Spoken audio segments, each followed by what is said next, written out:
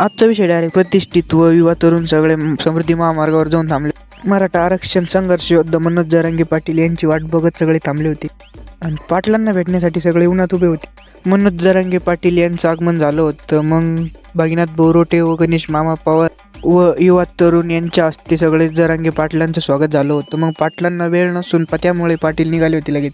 आणि हा जरांगे पाटलांचं खूप खूप मनपूर्वक धन्यवाद, कारण त्यांनी आपल्यासारख्या छोट्याशा कार्यकर्त्यांना वेळ दिल्याबद्दल.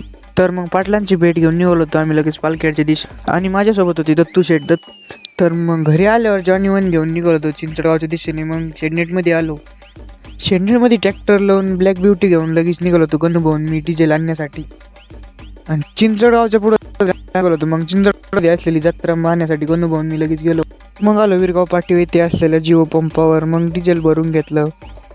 मग निघालो होतो जॉनी वन घेऊन घरी. तर मग कसं वाटलं तुम्हाला आजचा ब्लॉग आवडला असेल तर ब्लॉगला